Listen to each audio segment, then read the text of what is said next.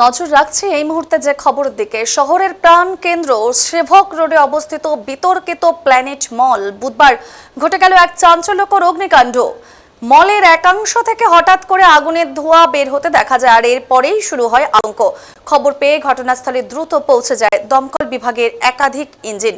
প্রত্যক্ষদর্শীদের মতে যেই দোকানে আগুন লাগে তার ঠিক পাশেই সারিবদ্ধভাবে রাখা ছিল প্রায় 50 থেকে 60টি গ্যাস সিলিন্ডার।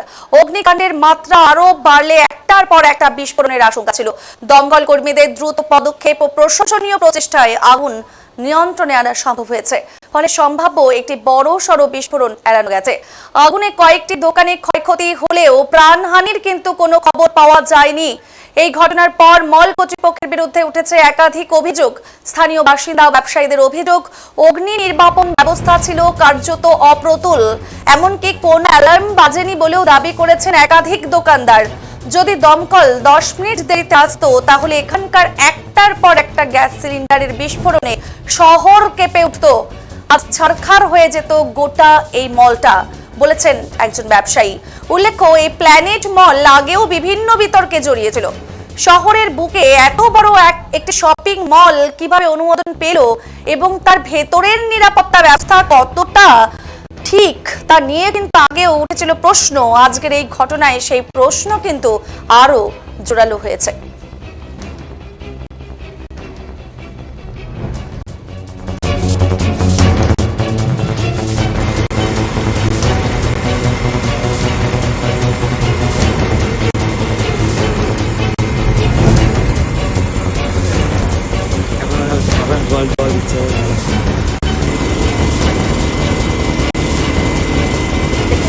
সেবক রোডে যে মল অবস্থিত সেখানটাতে কিন্তু ভয়াবহ অগ্নিকাণ্ড ঘটেছে এবং অল্পের জন্য রক্ষা পেয়েছে শহর শিলিগুড়ি। পাশাপাশি অনেকগুলো গ্যাস সিলিন্ডার ছিল এবং মুহূর্তের মধ্যে সেই গ্যাস সিলিন্ডারগুলি ব্লাস্ট করতে পারত, কিন্তু ঘটেনি। তার আগেই চলে এসেছে দমকল বাহিনী এবং দমকলের প্রচেষ্টায় কিন্তু সেই আগুনের হাত থেকে রক্ষা করে গেছে শিলিগুড়ির একটি মল। এবং মানুষের মধ্যে কিন্তু যথেষ্টই আতঙ্ক শুরু হয়ে গেছিল এবং খবর পেয়ে ঘটনাস্থলে দ্রুত পৌঁছে যায় দমকল বিভাগের একাধিক ইঞ্জিন। শহরের প্রাণকেন্দ্র সেবক রোডে অবস্থিত বিতর্কিত প্ল্যানেট মলে বুধবার ঘটে গেছে এক চাঞ্চল্যকর অগ্নিকাণ্ড।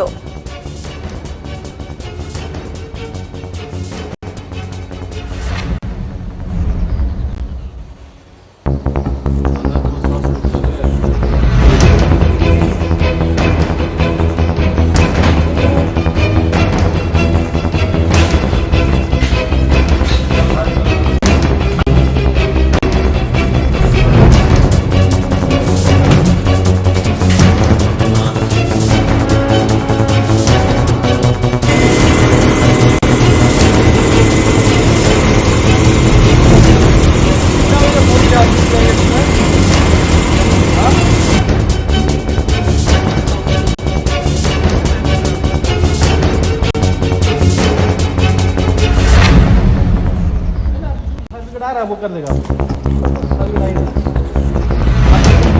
वो लोग अपना तरीके से कर लेगा।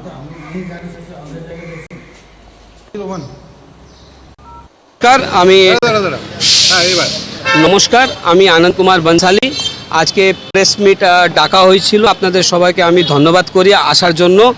আর পাবলিক সেফটির জন্য একটা ছোট্ট আমার প্রশাসনের সঙ্গে একটা আবেদন আছে কি প্ল্যানেট মলে কোনো ফায়ার লাইসেন্স নাই, কমপ্লায়েন্সেস নাই, 2016 থেকে কোনো কমপ্লায়েন্সেস নাই। তারপরে কোনো কমপ্লায়েন্সেস আমি যত অব্দ জানি 2025 জানুয়ারি অব্দে কোনো কমপ্লায়েন্সেস ছিল না। তারপরেও আমি চিঠি দিয়েছি, তার আমি উত্তরটা পেন্ডিং আছে। আর যত অব্দ আমার জানা আছে কোনো কমপ্লায়েন্সেস নাই। আপনি কি করে জানলেন যে এটা নেই? আমি আরটিআই করেছিলাম ফায়ার ডিপার্টমেন্টে। আরটিআই কপি লাগলে আমি আপনাকে শেয়ার করতে পারি। আমার একটা প্রশ্ন আছে, 2016 থেকে যখন ফায়ার নাই ওদেরকে বার লাইসেন্স আর বার রিনিউয়াল লাইসেন্স প্রতি বছর হচ্ছে, আর অতজন এখানে আসে যায়, কোনো ফায়ার নাই। কালকে তো খালি ছিল, রাত্রেবেলার ঘটনা, সকালে একদম সকালে ঘটনা, কিন্তু বাই চান্স উইকডে এটা হলো, তাহলে কি হতো দাদা?